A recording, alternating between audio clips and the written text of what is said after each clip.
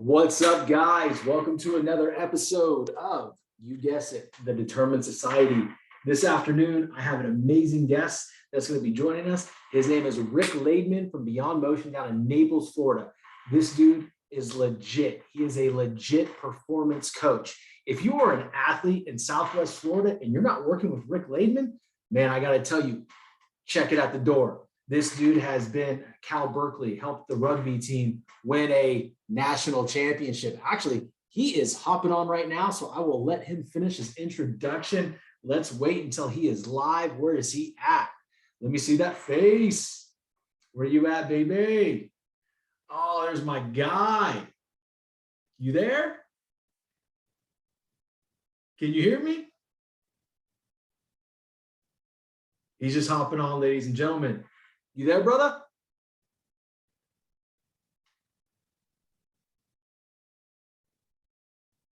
Can't hear you. Are you on mute?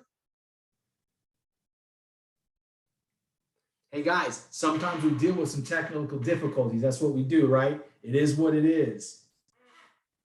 Can you hear me, Rick?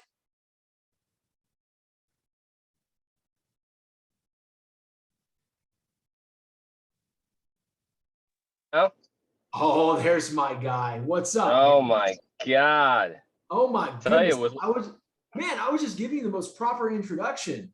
It's incredible. well, Flip that thing. Man, you are as handsome as ever. Son of a bitch. I tell you what, there's no Wi-Fi. I'm in the back of my facility in my truck. This is nice.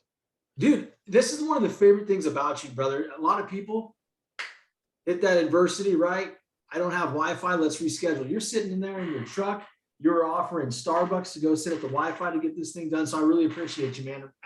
I am so excited to have you on today. Well, I appreciate the invite, man. You're doing some great stuff, and you're motivating a lot of people, and the kids are definitely listening to you, and it's making a movement. So we like that. Hey, man, it's a process, right? We got that ramp up going, and it takes one to know one. I mean, you've been influencing kids and helping kids get better for decades, man. And that's one of my favorite things about you is your focus on actual training, specifically training. But I was just telling everybody, and you hopped on, I was giving everybody your resume.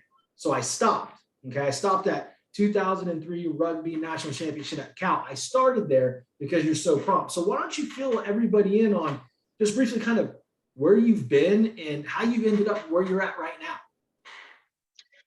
Yeah, it's been a long road. I started with the Chicago Bulls. I went to high school with the strength coach's son. So I used to play pickup basketball where the Bulls used to practice, which was at the multiplex over in Deerfield, Illinois. And I would pass, and them training as I'd go play pickup basketball where they'd play, but they'd be weightlifting and stuff like that. And I'd see Lance, and he's like, "Hey, buddy, what's going on?" Lance Vermeil, So right? Lance Vermeil, yeah. Yep. So Al Vermeil's son. Yep. And he was a really good Olympic weightlifter. And so I trained that way. He trained that way. And then once, Al and I got introduced through football and everything else, and appreciated watching me play and watching everything else. And I knew him when I took a year off of school. I knew him. And I said, you know what? It can't hurt to create a phone call and say, listen, I know I want to be a strength conditioning coach. I'm taking a current year off of school, and he calls and he goes, you know what? We really don't do interns right now, but I guess we'll make an exception. I like to watch you, watching the past and everything like that. You go into the same high school, Lance and everything like so. So I go to the Bulls for what turns out to be like a year. And I'm just an intern, really, right? So I'm just doing pretty much whatever they want me to do, making coffee for the guys, doing draft evals, doing whatever picking up as much as I can. And at that point, they were at the Berto Center, which was their last practice facility. And this was still the Pippen, Jordan era, everything else, Dennis Rodman. So that'd be pretty cool. It was. It's like Pip comes in, MJ comes in, and then at the end of the day, me and Rodman would lift like almost every night. So and that was just like you're around this because you grew up around it too. So these are just freaking legends, right? Yeah. Yeah. And you just feel the energy walk through the doors as Michael walks in and everything else. So so you get to be around that, and I'll never forget, they were like, it was 97, I think, and we were playing I think it was Seattle in the finals that year. Okay. And Gary Payton, the glove. The glove, Sean Kemp. Mhm. He was fierce at that time. And they're out there. And so then I go to the practice facility at that point, and they're playing the last game, and I just have this big screen for a while I'm lifting, right? And I'm just like, where it all is created and everything else like that. And I'm just having the time. I'm lifting by myself, music blaring, Right. big screen, watching the last game of the NBA Finals, and having a very small part to do with any of it, but just being like, feeling like you're part of it though, right? Mhm. And so that was one of my fondest memories, and that really got me, in the door of strength and conditioning. So it was that point that Al and I sat down, and he said, "Look, it's time to finish school." I'm like, "Yeah, I know." Um, I'm like, "Yeah, I got to go back." And so he goes, "What do you think about going to Olympic Training Center in Colorado Springs?" And I said, "Well, like I'm not good enough to compete at that level, but I could like help out and coach and stuff Mhm. like that." And he goes, "Well, they're looking for a junior coach in Colorado Springs at the OTC, and you coach during the day and go to school at night and like finish up. You got 2 years left." So, I go, "Yeah, I'm down for that. I'll do it." So I move out to Colorado Springs. It took me a while to get adapted there, just because Dragomir, who was our head coach at the USA weightlifting, Mhm. there's Romanian background, Eastern Bloc. So I had to learn some new adaptations to how they actually taught lifting on Olympic style. And you know, I'm in this facility that, like we talked about earlier, that like I have no business being in, right? So So awesome. it's just you just sort of like, and you're getting, and let's get it right. Let's, anyone who's listening to this, you're getting fucking verbally hammered every day. Yeah, man. Okay. So kids, stop being so fucking soft. Like I'm Here he like getting is. like, Here he comes. I'm like, yeah, seriously. So they're teaching me how to like, there's a difference between Russian and Bulgarian weightlifting. Russian's really not a Mhm. lot of hip movement. Right. Bulgarian's got a big hip thrust into it. Okay. Okay. Um, it's very hard to learn one when I was taught Russian prior to, then I had to transition Bulgarian because they wanted me to Like compete that. lightly too on the other side. Right. So I had to create a hip thrust. So I'm at the bar, like doing a hip thrust, trying to create it, and I'm missing where it's got to hit. And they're just fucking laughing their ass off left and right. And literally they're just laughing at you. So I'm like, okay, well, this is new for me. And you learn to take it, right? And then Yeah. you consistently show up, you consistently do go about it. After 6 months, I earned their respect. They officially offered me the job as like, we need you now as like living on campus on site as the junior coach for the junior team. And really, I was a babysitter at that point. It's not like I knew any more than these kids did. But after a while, I will say this, is after 2 years of watching progressions and watching patterns, you learn a lot through just not only verbology and talking, but through osmosis at the same time, Yeah. because you're watching the same dynamic. It's like you watching catching. It's you're developing patterns with your eyes. So I always say to guys, do you want to coach, or girls, do you want to coach who's seen 25 years, or do you want to coach who's seen 5 years of patterning? I'll take 25 years all day long, because they see stuff that 5-year guy or girl has not seen at all. Yeah. Um, so it really helped my coach's eye as far as what I like to see and how I did it and how I performed it and how I actually articulated it and then coached it. So I was at the Olympic Training Center for 2 years, finished up school out there, and I was going to Colorado, Colorado State, which is one Pueblo, because I had good exercise science / nutrition program. Graduated from there, and then the Bulls called up and said, "We're ready for you. We need you, and we want you to come back." So I go back out there, spend, God, a year and a half, 2 years almost, with the Bulls, and that was the time. By the time we drafted Elton Brand, Ron Artest, Mhm. had a big draft that year. That was 2000, and it was sort of like quite a contrast because, you know, I went there, you're there in 97, you have all this hype, you have all this, you can't even walk outside the practice facility Yeah. because you're getting mobbed by people. And then you're in 2000 walking back and you're trying to create, see a team that's totally different. But Yeah. the thing is, when Al calls you and says they want anything from you, you go, because Al's the cream of the crop when it comes to strength conditioning. He's the guy. And he has more knowledge in 5 seconds than anyone does in 5 years. So my only wish, if I was a little older, so I can take more of it in, because we would just call in specialists from all over the country and just learn from them, right? So nothing's new, as you know, right? Everything's just retaught to a certain extent, reframed, and everything else. So I was with the Bulls. I learned a lot, and then at that point I was really missing Colorado, and I had an opportunity to go to Stedman Clinic, which is one of the highest orthopedic firms in the country. And they wanted me to learn their progressions, but also then basically be the liaison between them and the Rockies for post rehab. And I was hesitant to take it because I thought I'd be going from team to team to team at that point, and sort of ready for the nomadic coaching lifestyle, as I'm sure you were thinking. At some point. Of course, man.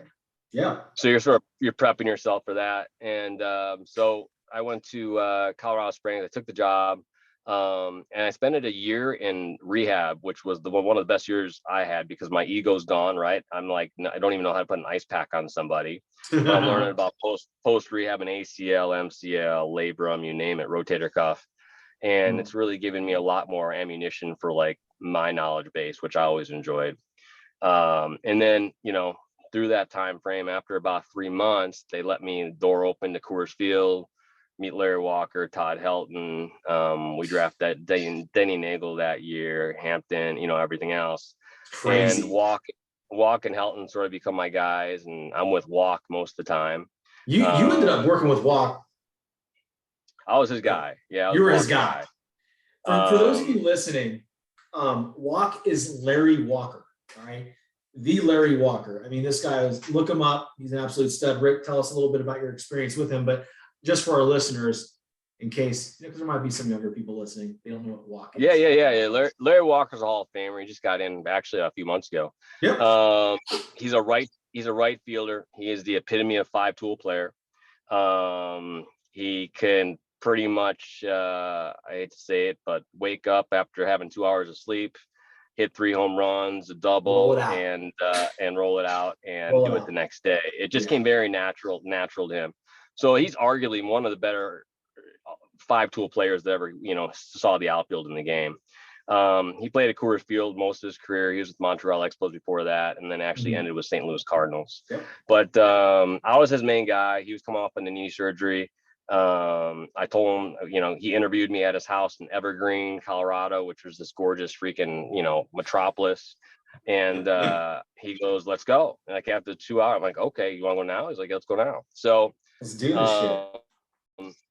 Yeah, and he adapted very well. Walk's one of those athletes that, as you know, Sean's like, you can explain it to him and coach him, but all you got to do is show him it once and he gets it, right? So he's so natural and beautiful to watch. Yeah, I mean, and he's, as you know, one of the best players that ever come in the league. So he was fun to work with in that way. But it also gave me the existence of like, listen, like, and I'll tell all those young strength coaches out there, you never want to tie yourself to one person, because through that aspect, it also taught me a lesson like, hey, as he's demanding more and more from me, he's not paying more and more for me. So, and he's really not showing me off to more and more people either. Like, it's not like, I meet John Elway. Yeah, he wants to keep me. Like, I'd meet John Elway, I'd meet all these guys, and it's like, it was sort of like, okay, it wasn't necessarily hobnobbing. It was sort of like, okay, this is my chef, this is my coach, trainer in the back, and you guys go do your thing. So it was a really interesting experience, and I did that for 2 years. And it came to the point one year where it was just like, he had 2 very successful years. He goes, "I feel good, I'm ready to go, and I feel like I can continue what we're doing." And I said, "That's great, because I'm ready to move on as well." Yeah. And it was nice. At that point, I got to deal with more of the farm hands, more of the minor league guys, and I ended up being in Colorado for about 4 years and training those guys. And I became more of a speed, expert at that point, and actually teaching speed to all the minor league guys coming up and all the major league guys. I got recruited by about 4 or 5 different colleges at that point to be a strength coach for the baseball team and basketball. And I decided to go to Cal Berkeley, and that was more of a strategic move because my best friend, who still is my best friend to this day, is he just got the head strength coach job with the Raiders. Oh, wow. Okay, so that was like, when you're a strength coach, you are a strength coach. The NFL and SEC is what pays, and you want to be around the sport that you sort of, that you resonate with the most. So his whole staff gets fired like 4 months after I move out there because they just came off a Super Bowl year and can't win a game the next year.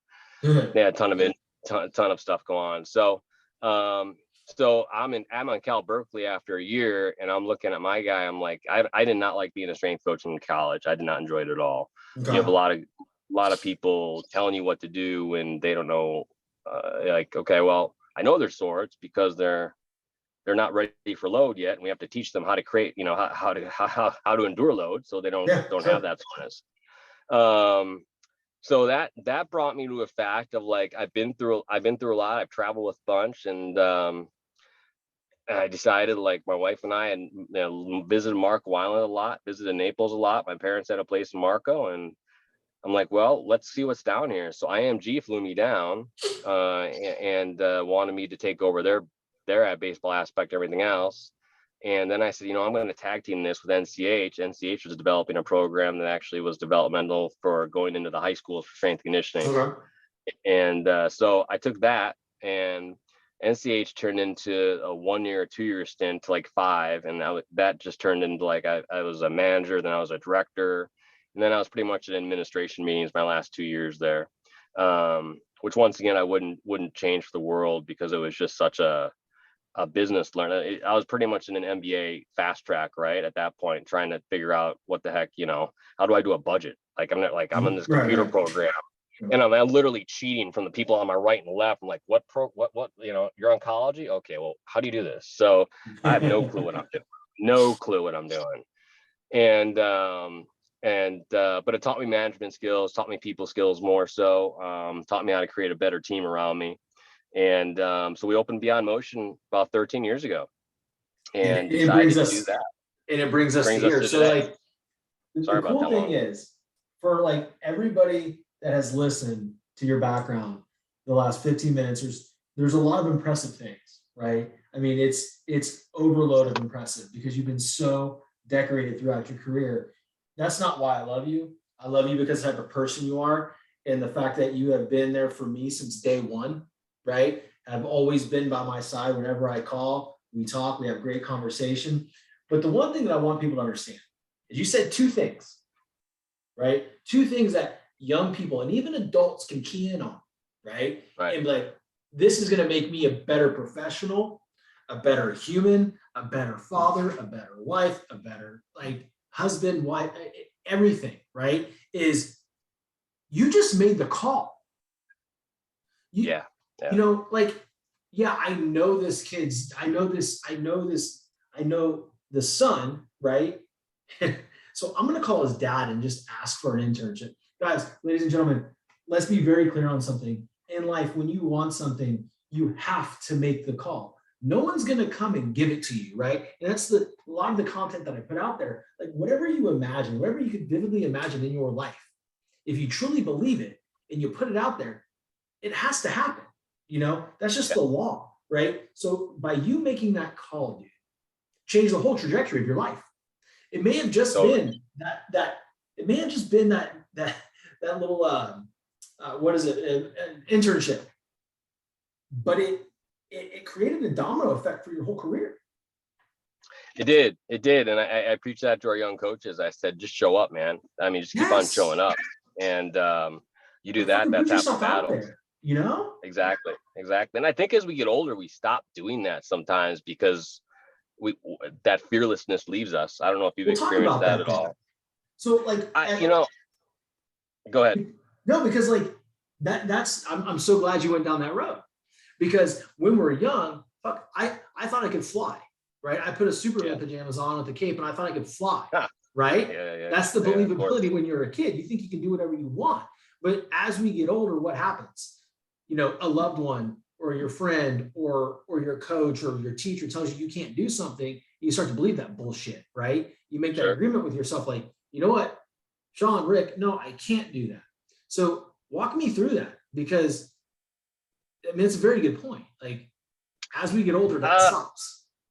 It sucks, right? So, so let's be like totally transparent. Like, I left out Air Force Academy. I did a stint at Air Force Academy too when I was in the Colorado Springs, and for football. And one of the things, the reason I got in there is because this head coach looks at my head resume and says, "This is ridiculous. How have you gotten this much experience? And you're, 23 or 24 years old." And I said, right place, right time, not afraid to make a call. And that's the exact thing I said. At that, I'm 24, I'm saying this out loud. And at this point, it's like, is in business now, and you and I talk, hell, I'll send emails out. I'll make a call. I won't even get a return call from a high school coach, and it's crazy. And it's like, there's a way to do business. There's a way not to do business. There's a way to create relationships and not. And it's like, it's very interesting that, you make so much leverage when you're younger, like you did, like I did in that point in the coaching curriculum. And then you're down and it's like, okay, I'm just trying to have a conversation with you. You're a high school basketball coach. I think we could really help your program out. And this kid doesn't want the help, or the guy doesn't want the help. And it's like, I'm not looking to coach your kids. I'm looking to say I could definitely help the kid and help the program. And it's very interesting how the field has evolved that way too, because the field's become so saturated to a certain extent, as you know, that I think this is not new to anyone either. This is not like, hey, there's a strength coach calling that actually knows what he's doing. I might be the sixth guy that's offered my services to him, but the first 4 or 5 guys really have no resume or no experience to go with it. So I think there's so many things that go on within life that create that, like, hey, do I have faith or do I have fear? And I'll pick faith over fear anytime. And we can go into, like COVID talk and everything else, right? So it's like, are you afraid of getting COVID when I work in a gym? It's like, no, if that's the way I'm supposed to go, that's the way I'm supposed to go. I'll pick faith over fear, regardless of, whether I vaccinated or, everything else. True. But that's got to be sort of like, hey, you can't be afraid to throw it down and throw it out there, because there's someone going to be hustling right behind you and trying to get that. But I truly do think that at some point you are funneled and there's enough messages on the wall that say, listen, it's time to make a little bit of a pivot and go this way instead of this way. And in business, as we've seen it in 12, 13 years, I mean, we have a population that changes every 3 or 4 years as we go through the gym and the facility. We have more young athletes now than old. And I'm enjoying it more so than ever, because we're getting people that just want to be freaking animals in front of me. And that aren't worried about, my shoulder hurts a little bit. Well, fuck your shoulder. Let's fucking train, right? Let's go, baby. Let's go. It's like, stop being a pussy. So, and once you surround yourself with fucking lions like that, that's all you want. That's all you want to be around, and that's, it's hard to tolerate. It's hard to tolerate anything but that. So I want the best out of you, best out of your genetic predisposition. And in order to do that, I have to get you used to a load that your body's not used to right now. Dude, you got me fired up, man. You're making me excited for April. I don't want to give away what's coming, but when certain things do happen, I would expect that I'm getting trained there. Well, yes. So certain, there's some stuff coming up. I can't divulge right now. It's in a contract, but we got some big business moves coming up, big facility moves coming up, and what's up, man? It's gonna be lines only, because I'm gonna tell you right now, it's we're gonna stick to what what we love and what we want to be surrounded by. And if you come in bitching about something this here or there and complaining, and go leave, because this ain't the place for you. I go, Yeah, you better let's put get that shit after up on it. the door, Lions only. I know. Well, I know, and let's address it, right? So I mean, so many people run away from it, and for instance, hey, if you train in the sand and you're sore the next day, that means you didn't adapt to that load. Okay, so why didn't you adapt to that load I gave you? And you can look at just load as in freaking a different surface I trained you on. So let's attack that instead of walk away from it. No, I don't want to go in the sand anymore. It's like, well, you're unstable somewhere. Something's happening. There's some segmental instability. Let's figure out why. Because at 10 years old, I guarantee you weren't sore after you played in the sand. So good point, man. That's just that's another way we look at it in this field, is like, hey, how did that athlete handle that segment of programming? And if they didn't handle it very well, we really dig in and see why, because that's something we can improve on. Dude, so many nuggets, guys, so many gems dropped by Rick Lademann here. Rick is not the new age trainer, and I don't want to diss anybody out there, right? But I know you're passionate about this, right? Because you're old school, right? You're an OG, and you've worked your way up, and you've built your clientele. I don't want to say the hard way, but the old school way, right? And what sets you apart, man? Like, how are you so different than, let's just say, a trainer down the road from you? I know what I'm talking about.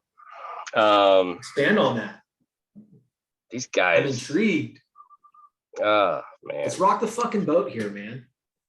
These guys are junk. Listen, when you pick a coach that's had many mentors.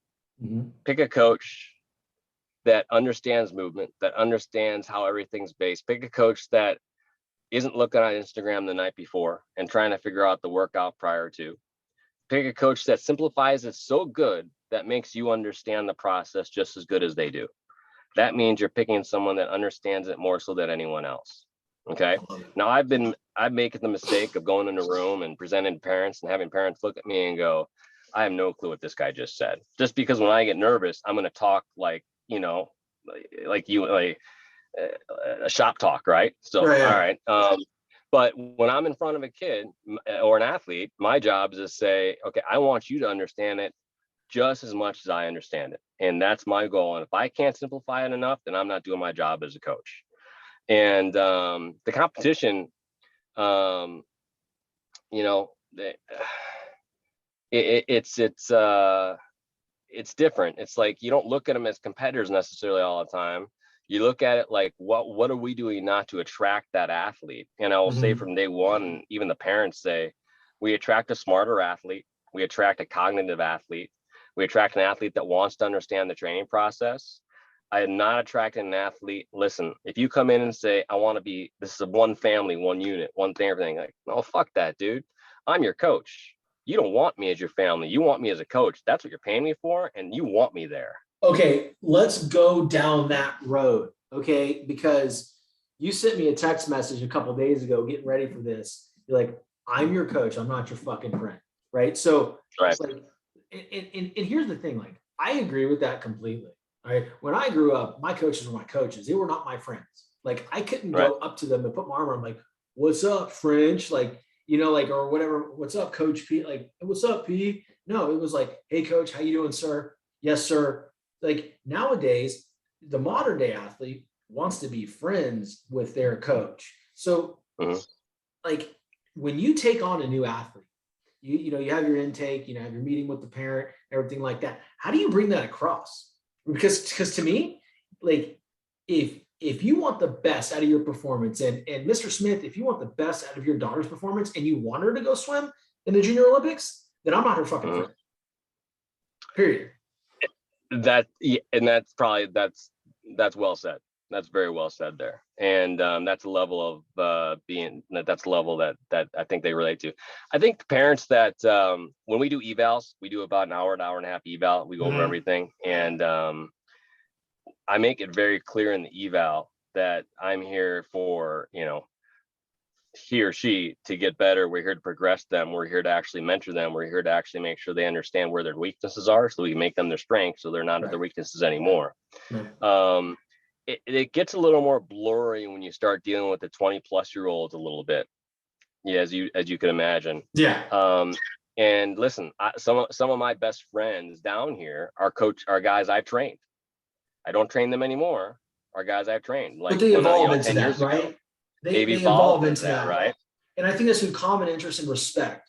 You've been in the trenches with them before. You've pushed them. You've put load after load, progression after progression on them. They have, he or she has responded. They have gone to college. They have done their deal. They've gone and played pro ball. And now that they're in pro ball or their career is done, now we're friends. See, there's a point, as you know, when relationships evolve, right? And your athletes can become your friends down the road. But just because they're not your friend, or you're not a friend to them now, doesn't mean you've lost you don't have any love for them.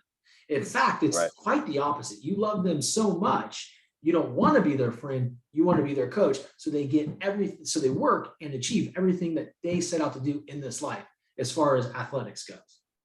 That's so well said. And that, based on a conversation I have with another coach the other day, it's like some kids and athletes demand it. You could feel it from you, right? So you see an athlete once in a while that's just, they want to be coached. They demand to be coached. And that only makes you a better coach. You know those kids on your schedule that are coming in. And if you're coming in 45 minutes early and gabbing left and right, if you're staying 45 minutes late, listen, like, I'm here for you in every aspect of the way when it comes to this. If you need to lean on me mentally or physically, that's what I'm here for. Okay.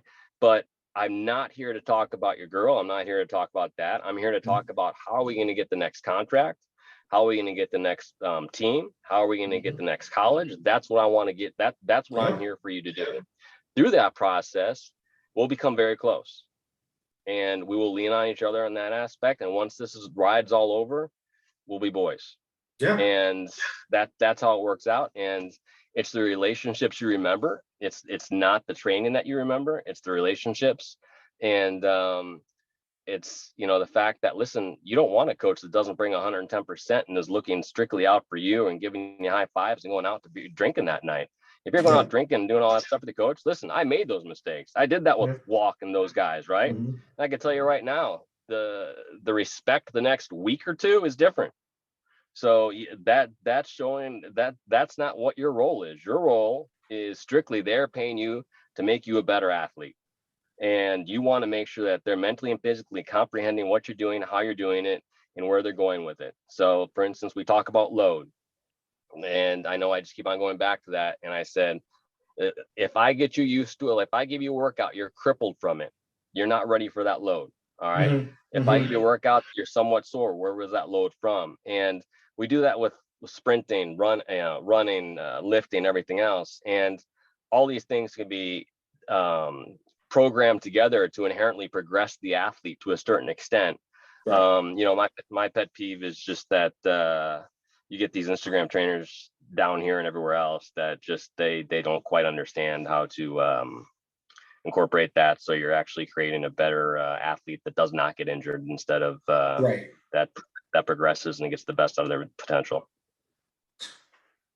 So, and I go on forever. I've probably talked too much, but it's all good. You got me in my car. It's like, that's the thing, though. See, dude, that's the thing, though. Like, getting hot. Yeah. Hey, no one's here to listen to me, man. This is your story, right? This is you, presenting who you are, right? This isn't about me. So, like, I just enjoy every conversation that we have, truly, because I don't think you and I have ever had a dumb conversation. Like, we're always finding ways to get better. I mean, hell, you and I had a conversation last night, right? I'm not going to divulge it onto here, but you asked me for some advice and I gave it to you. Just like when I ask you for advice, you give it to me. It's this friendship, guys, and this bond to where we are so focused on helping each other get better and progress that I don't want him to follow me. I don't want him to lead me. I want to run right next to this guy, and that's just the type of person you are, man. So, and it's apparent to all your athletes too. I know a lot of kids, young athletes that train with you. Okay. A couple of mine specifically. one at CSN, and, we know a lot of mutual people that used to train with you when they were playing, right? There's Right. never been not one thing that I have ever heard bad. It's like, dude, he's a badass. He's the real deal. He's a dude, and he'll push the shit out of you. What more, what more like testimonial could you have than that, dude? Yeah.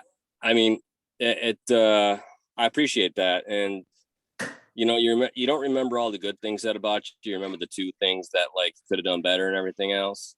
I think as you get older, you start to question your ability to create those relationships sometimes as well. Right. And you start to question the ability of like, listen, I'm giving you 110% right now. And I think the kids see through that pretty quickly. Right. And I really do believe like attracts like you said. Like 100. We talked last night. I had some questions for you, and meanwhile the guy reached out actually. Did he? He did. Yeah. And it's about getting better at our practice. And I think even though I may have a lengthy resume, like I'm learning more and more now, and that is true because there is so much information out there at your fingertips at this point. This field is so saturated that you sort of know who's good and who's not. And you look at these people and you're like, okay, that's interesting. There's some good info out there. So just like with catching, I'm sure there's new aspects of saying, okay, that's another way to look at it. That's interesting. I Don't can get me coach it that started. way. Don't me get me fucking started. No, I know. But it's just a lot of it's just semantics within conversation. And a lot of it is just saying it differently. And it's like, well, that's what I told you.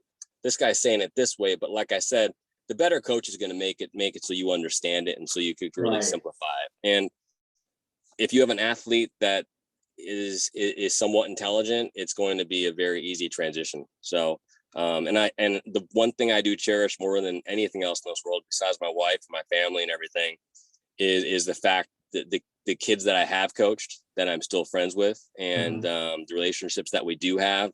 I mean, that's my family. Like the Don Blancos. It's just that's blood and everything else. Like Peter Garcia, one of the coaches down here, that's been so guys, I love these are guys I lean on, and these are guys I see come up, and I'm so proud of because they stay true to who they are, and it's a fun process to go through, and I think any coach will let you know it's relationships that matter. Well, I think that's a very good point. We'll start to land the plane here. We could have you on again, but like being authentic, like yes, dude, you cannot have picked a better way to segue towards the back half of the conversation than being your authentic self. Can you tell us about a time where you were not your authentic self and what the results were compared to when you said, okay, here's the wake up call. I need to be who I am 100% of the time. And then the results there. This year. As you know, we're making some big moves. We're signing some big contracts coming up. I think you have to understand that you're not for everybody. And I think you have to understand that not everyone is going to love you in the room. Right. And it's, you can't please everybody. So you have to put your best product out there that you can, and that is actually helping people. And it's taken through this aspect of really understanding of how am I creating the vision of Beyond Motion, and where are we going forward with it, and who am I and who do I want to attract? Right. And once I lay off that aspect of like, well, this kid can come in, he's got this program he's doing from this organization, this from this organization. We'll blend that in here, we'll blend that in there. And I'm not like, when I want you full throttle. Like I don't want you bring in someone else's program in unless we have to sign it off and do some lists for coach to see that they're doing it. Right.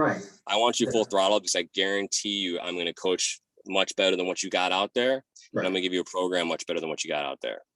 I love it, man. It's just, we've had some conversations in the last year that have really brought light to that, and makes you realize that, listen, I'm not willing to compromise on my beliefs. I'm not willing to compromise on what I know makes an athlete better. Right. And it will show you through the other side too, because authenticity at the end of the day, the kids understand, the kids know, and you're going to attract the client that you want. I love that, man. I think, as we progress in business and in our lives, we have these pivotal moments of, okay, who are we? Right. And not only who are we ready to let the world see that? Right. And I think for me, when I started this thing, it was still hard for me to kind of let the world see who Sean French really was in the vulnerable spots of me, because, growing up, a lot of people would say, he's very confident, borderline cocky. That's not who I am. I mean, I'm not a cocky individual. I can be very confident, but I also have a lot of limiting beliefs, right? So I've been working through those my whole life, right? And I mean, them because you're one of my closest friends. So I tell you what those are. And the people that are starting to, listen to the podcast and then, tune into my Instagram page and, which it's growing, they're starting to see that Sean French for who he really is. But I'm finally just now comfortable with letting that get out, right? And I think there's a point in time as we get older that, we either do that or we live in our own personal prison. That's so true. I mean, you elegantly say what I'm thinking, and I wish I can express it like you. But because when I hear myself talk, it's just like, yeah, no, man, it's so true, and it's listen, social media is a way to get that authenticity out there. And I think after our conversations, even about like social media aspects and everything, it's you don't want to be in a box. You want to be authentic, and it's hard to show truly who you are and truly what you believe in. But also with the differences now compared to 20 years ago when you're coaching, you want to be able to lean on a kid and be able to have them respond, because you're preparing them for college, you're preparing them for pros. And if they don't respond well to you, they're not going to respond well to someone else. So you're trying to weed that out a bit. I think kids respond really, really well when they can tell what your true heart is. Sure. If they know, and kids can sense bullshit from a mile away, man. If they feel like you're just there to take a video of them and make a reel, okay? Or if you're there to truly impact their lives, brother, they feel that shit, right? And then when they feel it, they dial into you so much more. You and I talked about a ball player earlier this, probably about in the fall. And I said, hey, man, get that kid to look me in the eye when we coach. I'm going to tell you what, some bitch doesn't break eye contact. I want to thank you. That's part of what you do. And it's inadvertent, man. Right? And it's like you focus so much on the process and progressions with your athletes that they subconsciously learn how to pay better attention. And then when I get them, whether it's one of my catchers or one of our outfielders, it's just like, holy shit, this person has way more emotional intelligence, emotional maturity. It's incredible. I think that's really just from getting coached. I think now all of a sudden they're getting coached. If we take a tennis player or a golfer who's used to getting coached, as you know, they need a call, they have a one-on-one person with them for 4 hours a day. Right. These are athletes that just are so receptive to every aspect you're giving them. So all of a sudden, that's, I think, a skill too. You're talking about how in tune they are with you. If you have a kid that has not been coached a lot in the past, I think that that becomes more difficult. And all of a sudden, natural talent got that individual there. And all of a sudden, they need to refine this natural talent, and they're not very receptive sometimes. So the more someone's actually getting in front of them and saying, no, I want it this way, not that way. And this is how I want it to look. This is how I don't want it to look. And this is the reason why. And like you said, I think it's just, it becomes a very coachable athlete. And at the end of the day, they're very successful athletes, because it's not only you and me seeing it. Right. Now it's the college coach seeing it. Now it's the scouts seeing it. Now the scouts say to the GM, now they're getting drafted. Now the low A seeing it, double A seeing it. The whole world's seeing it. These kids are very projectable at that point. Mm-hmm. Dude, I could talk to you forever, man. I really can. I appreciate everything you're doing from the youth standpoint to being a true coach but I do want to end on this thing. I asked you a question the other day. I said, what's one fun thing that we don't know about you? And your response was, I don't know. Well, I fucking found something. Okay? Oh shit.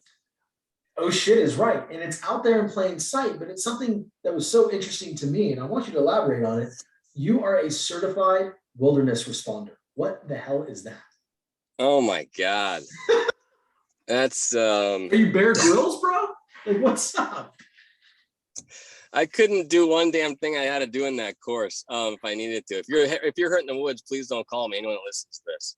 Well, shit, man. If I'm hurt in the woods, I'm probably panicking. Actually, you won't find me in the woods. One of the advantages of going to school in Colorado was you had opportunities to really do some outdoor activities and outdoor aspects of classes. Wilderness first responder course is called a woofer. So if anyone's listening on the West Coast, they're going to be like, wow, if I went to REI when I was in Denver, I would just say that and they'd be like, oh my God. And my sister would laugh so hard because she knew I wouldn't know how to do anything in my life depended on it outside. And it was a semester of pretty much learning outdoor rescues. Okay. So I could it was a Friday night, Saturday and Sunday, every other weekend for a whole semester. So it was intense. And every Sunday we'd be in the backcountry doing rescues, like river rescues, everything else. And it was the coolest thing because one of the one nights, and I was also, that's when I was doing it with the Air Force Academy.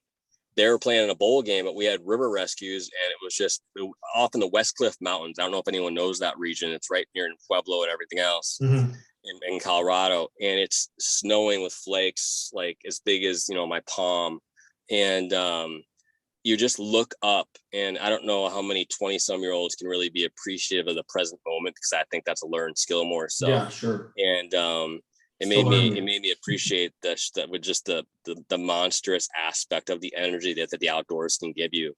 And I know I turned it not to a funny thing, but it was one of the coolest things I've done. So it was that's just cool, man.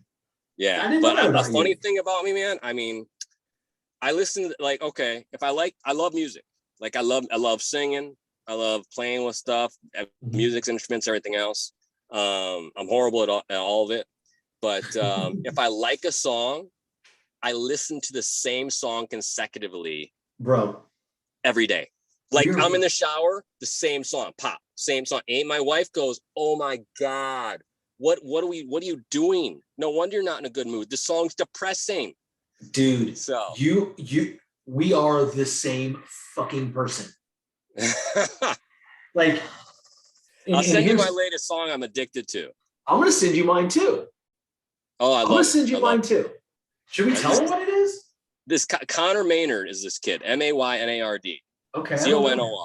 The kid has chops, man. He can sing, dude. And I talk like that because I feel like I should because I listen to it. So I don't even know what that really means. Send me a link. I want to listen to it. So I'll tell everybody here, when you see me working out in the gym, I will play this. I can't believe I'm saying this out loud. I will play over and over again Jason Aldean and Carrie Underwood, If I Didn't Love You.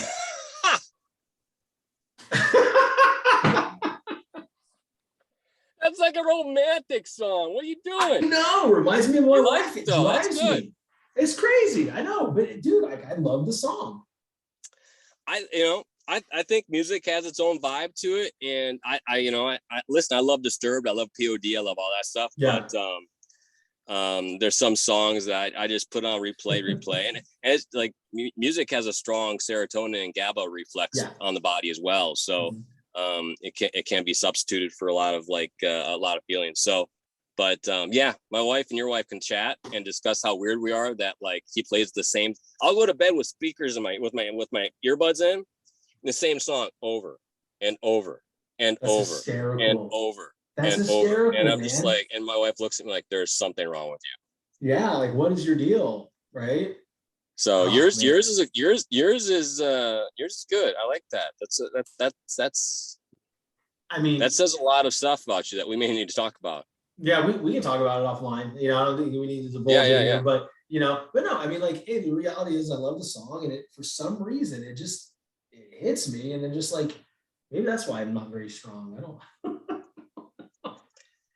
I think it's good. I think it's good, man. I think you feel it, and then you just go with it. And that'd be the weird thing, though. But I'm sure you're I not go gonna off chat of more how about I that. feel, right? If I'm feeling it a certain way during my lift, right?